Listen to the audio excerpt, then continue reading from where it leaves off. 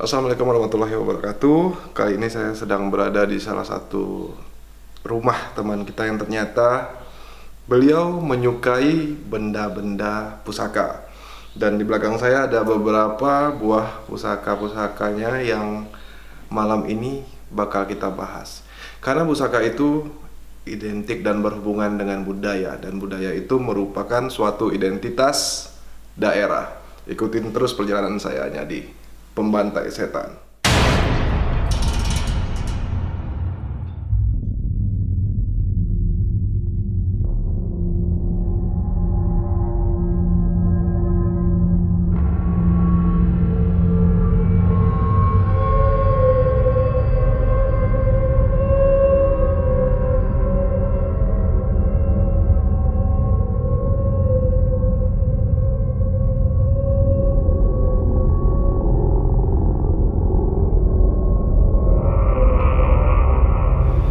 Dan malam ini saya ditemani oleh Mas Danang. Beliau ada seorang yang penghobi ya pusaka ya, Mas Danang. Selamat malam Mas Danang. Selamat malam. Malam. Jadi sejak kapan mulai menyukai benda-benda pusaka ini, Mas? Kalau dibilang mulainya udah lama, saya lupa ya. Tapi barang-barang datang sendiri, bukan ada yang saya cari setelah beberapa kemudian hari. Yang pertama kali itu datang sendiri aja. Berarti beberapa benda di sini ada yang datang sendiri ya? Ya. Tapi ini dilihat sudah ada rumah-rumahnya, tapi kelihatan baru. Ini dibikin atau emang dapat?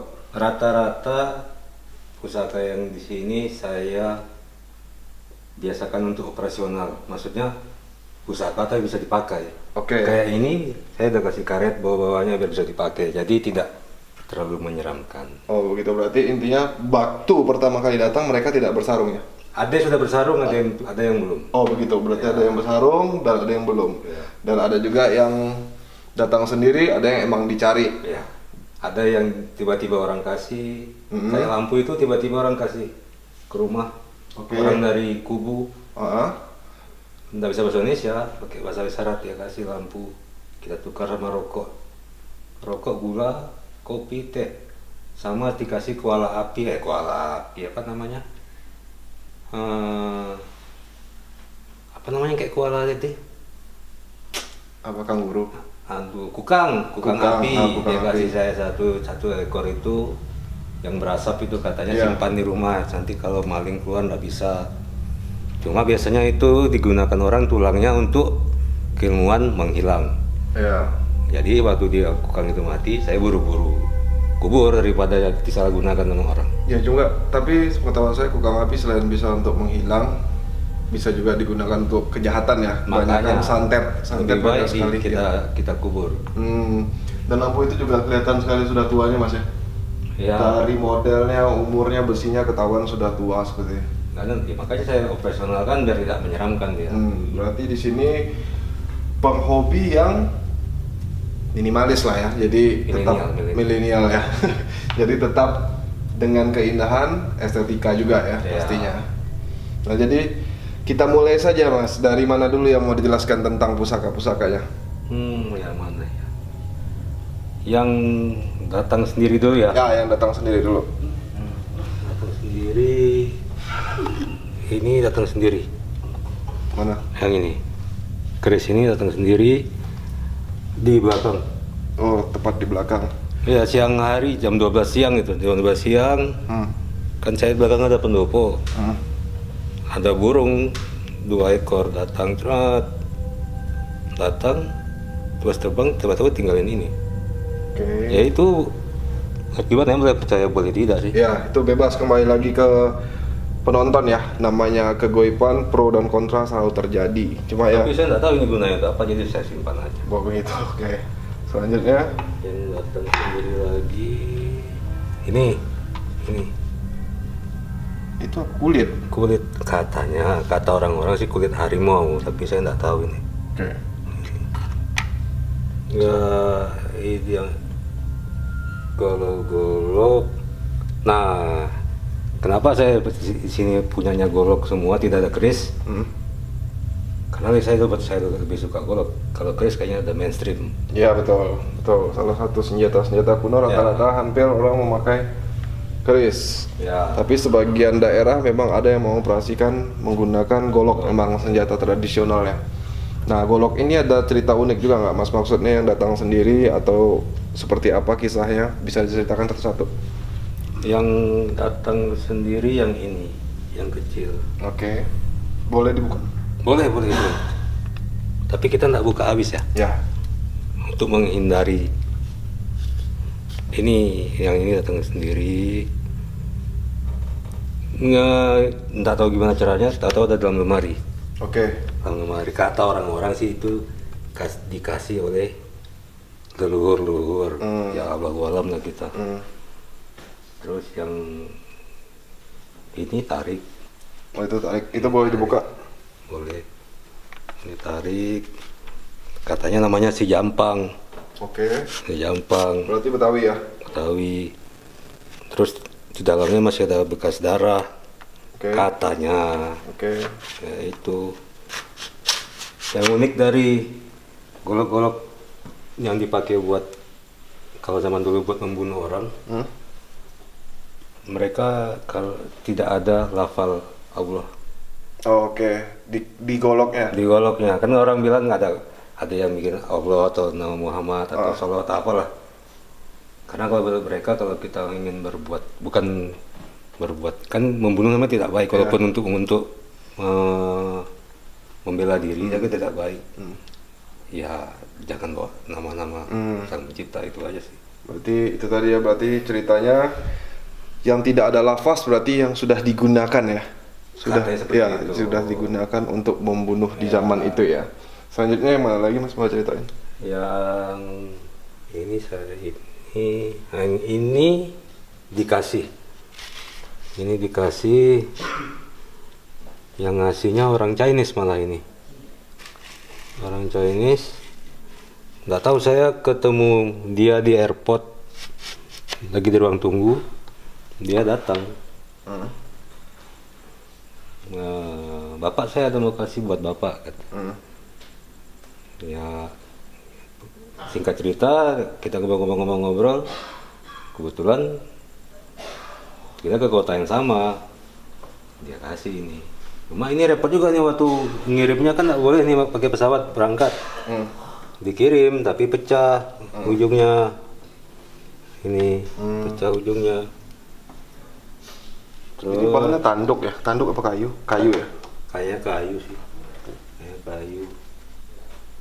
Terus yang lain, yang ini tarik-tarikan sih. Ini yang mana yang tarikan lagi ya? Yang ini tarikan. Oke. Ini tarikan. Dan ini dulu ada tulisannya, ada tulisan Allahnya. Berarti ini Tidak dipakai ya? tidak dipakai, katanya kononnya gitu, tidak dipakai untuk membunuh. Itu dalamnya nggak bisa dilihatin sedikit? Tapi ini masih bersih sih kalau yang ini. Tapi ada jejaknya juga ya? Ada Ada benang jejak. merahnya juga. Iya. Jadi biasanya golok-golok yang lama dibikin ada uliran. Gunanya apa? Jika kita membacok, darahnya itu mengalir ke satu parang. Biasanya kepercayaan orang dulu itu bisa membuat golok atau senjata yang kita pakai itu memiliki daya magis dan ketajaman yang istimewa. Selanjutnya mana lagi Mas? Kalau golok udah. Ini belum tadi kayaknya. Oh, Ini iya. saya tertarik sama ini nih. Unik, sarungnya unik, ada besi kuningnya di depan. Nah, yang ini juga tarikan. Cuma ini kadang-kadang dia,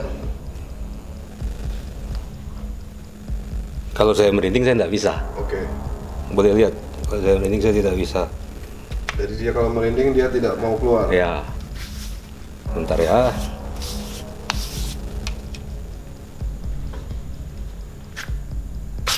Oke. Begitu hilang merindingnya langsung keluar ya goloknya. Ini juga ada alurnya. Alur darahnya. Ya. Ya itu yang golok. Kenapa saya suka golok ya, karena kalau keris nggak banyak sih. Ya, rata-rata ya paranormal juga koleksinya keris. Terus di sini apa Ini lagi? ada keris-keris lagi, tapi keris-keris ini ya tarikan. keris kembar ya, sepasang ya. Sepasang. Saya untuk pemikat. Terus itu sih keris. Memang katanya itu pemikat, tapi sampai sekarang saya belum kayak mana tuh ya. Itu. Yang ini untuk apa nih? Ini. Nah, pena ini biasanya digunakan untuk rajah, Mas. Jadi di rompi zaman dulu kalau kita ingin berperang, kita merajah rompi itu dengan tulisan ayat-ayat. Gunanya yaitu tadi supaya kita terhindar dari serangan benda tajam, benda tumpul agar tidak melukai kita. Jadi dirajah di rompi. Jadi dibikin sendiri kayak rompinya. Biasanya mereka menggunakan media kain putih atau kulit rusa putih. Jadi itu yang untuk dirajah. Baru mereka memakai baju biasa lalu digunakan untuk berperang. Rata-rata pena rajahan seperti itu digunakan pada saat itu untuk begitu. Dan tintanya biasanya istimewa juga. Tintanya biasanya menggunakan minyak zaparon dan misik. Apa itu? Salah satu jenis minyak yang untuk membuat rajah. Jadi kita tinta yang dimasukin situ karena minyak itu memiliki kekentalan yang luar biasa, jadi sehingga bisa menulis seperti pena biasa pada umumnya. Jadi rajahan itu langsung menggunakan minyak. Nah, tongkat-tongkat ini saya tertarik juga dengan tongkat-tongkat. Kalau tongkat rata-rata pemberian peninggalan dari kakek. Ini yang sehari-hari dipakainya ini sampai dia meninggal. Dan kalau ini dia nariknya dari, karena kakek saya dari orang Batak, ini nariknya di Siantar. Iya, Ini kan ada lambang, ada logo orang Batak. Cicak ya, simbolis Batak cicak. Jadi emang simbolis dari suatu daerah Batak itu emang cicak. Dan ini gading. Iya, ini gading bahannya. Dan ini di dalamnya ada senjata apa gimana? Ada senjatanya. Ada tetap senjata ya. Jadi Tetap ini senjata. ya kelihatan dari itunya, Mas. Ini udah ada bisa Ya. kayaknya dicopot-copot kan? Ada senjatanya. Yang tidak ada senjata ya ini karena dipakai sehari-hari. Ini juga ada senjata. Itu ada. Oh. Ini juga unik sekali. Ini bahannya apa? Ini tanduk. Oh, ini tanduk ya. Yang ini dia tarik dari Bali. Hmm. Dari Bali.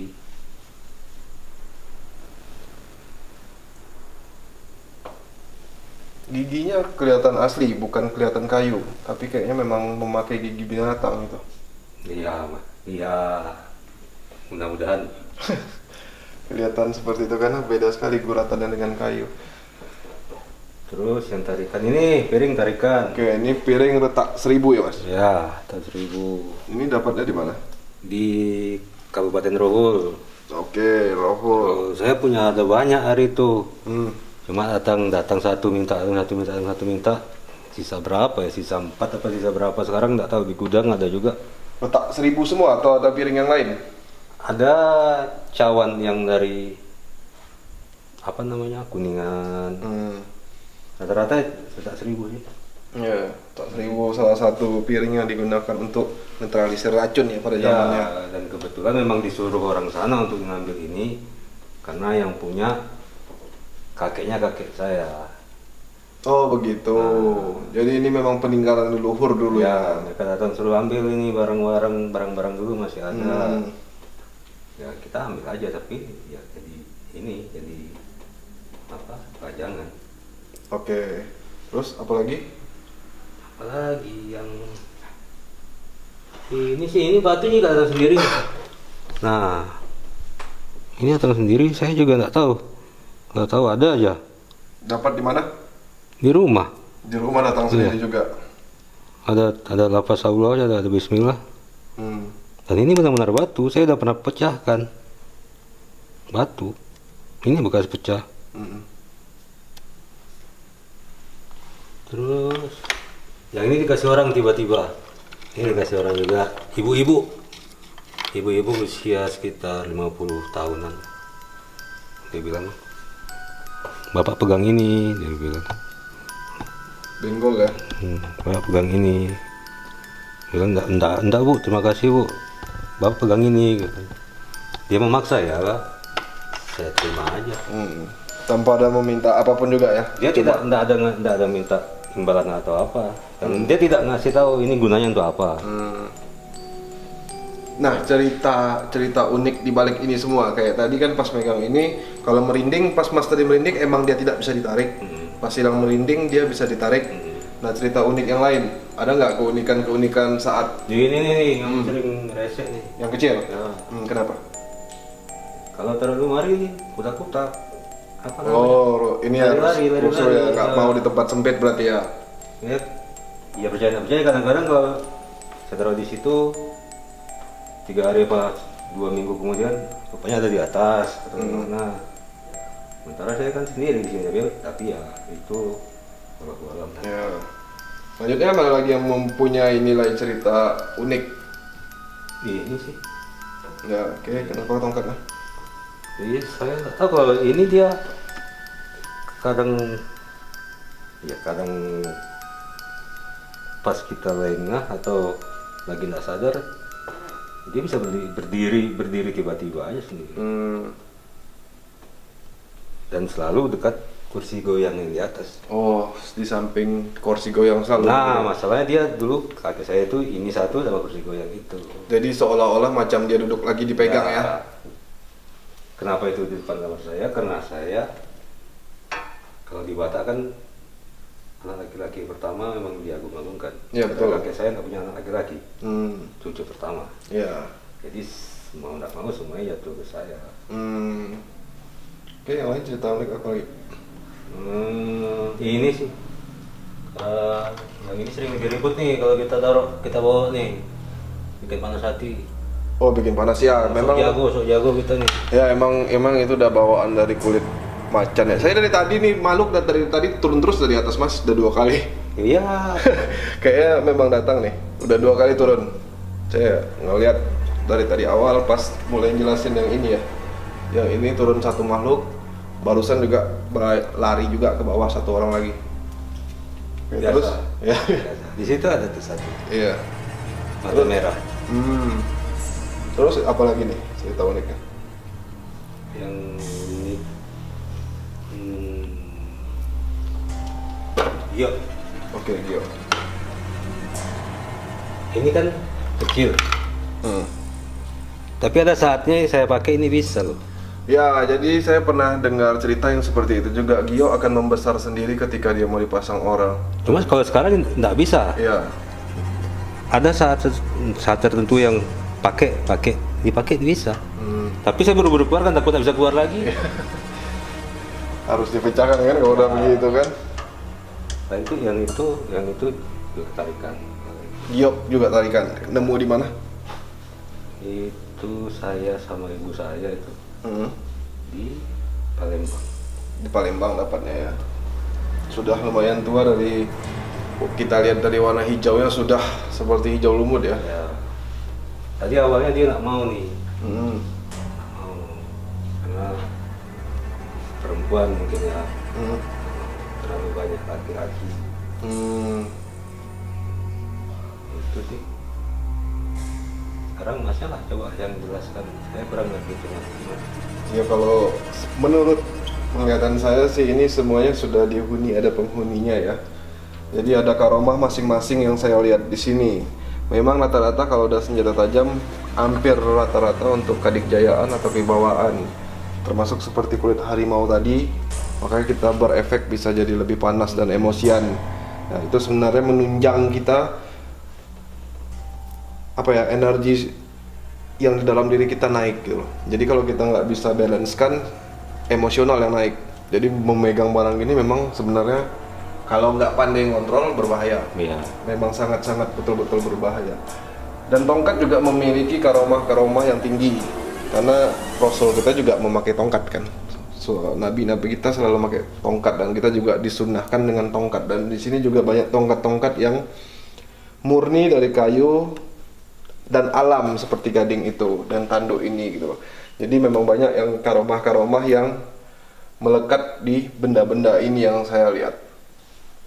Tapi memang yang ini yang paling unik dari tadi saya lihat ini karena ada besi kuningnya. Karena sepertinya bisa memberikan efek tahan kepada kita dalam artian ya kebal bacok lah. Dengan ini sepertinya kita bisa kebal bacok karena di luar dililitin dengan besi kuning. Jadi besi kuning itu emang spesial sih buat itu ya di zaman dulunya Mas. Jadi zaman dulunya memang buat untuk kekebalan. Kalau menurut saya sih gitu. Jadi semua rata-rata di sini emang punya nilai magis. Dan satu lagi yang mau saya tanya, perawatan khusus ada nggak buat mereka selama ini? Selama ini belum ada sih. Nggak ada perawatan khusus, misalnya satu suro dimandikan seperti itu? Belum, saya juga belum ada. Paling kalau ada panggilan, misalnya panggilan datang kan, ini ya maaf nih misalnya, yang ini, misalnya, bro, sinilah bro, kita bro, saya ke kamar, saya lihat, itu aja. Paling gitu ya. Ketika mereka udah manggil atau ngajak ya Mas ya, paling gitu aja mereka baru ada perlakuan khusus ya. Di situ masih ada sisa lagi di kamar, nanti ada beberapa yang nggak mau diajak keluar kan memang begitu. Ya, pusaka memang gitu rata-rata. Ada yang mau pamer, ada yang enggak, yang ada yang begitu nggak mau. Ada beberapa lah gitu yang. Ya, saya memang merasakan masih banyak pusaka di sini.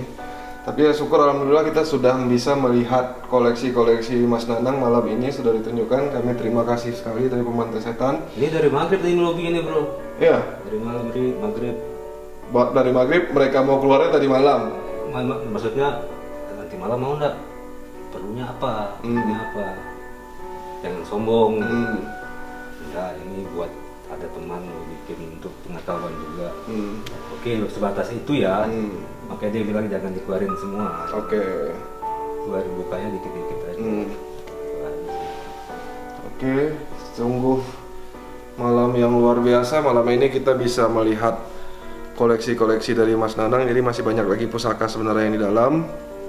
Tapi hanya ini yang bisa kita lihat malam ini karena pusakanya yang hasil dari negosiasi dari Mas Nanang sama pusaka milik beliau, hanya ini yang mau keluar.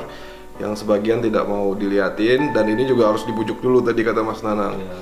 Baru mau dia keluar. Nah seperti tadi terbukti ketika Mas Nanang merasakan merinding, salah satu goloknya tidak bisa terbuka, dan ketika merindingnya sudah hilang baru goloknya dibuka.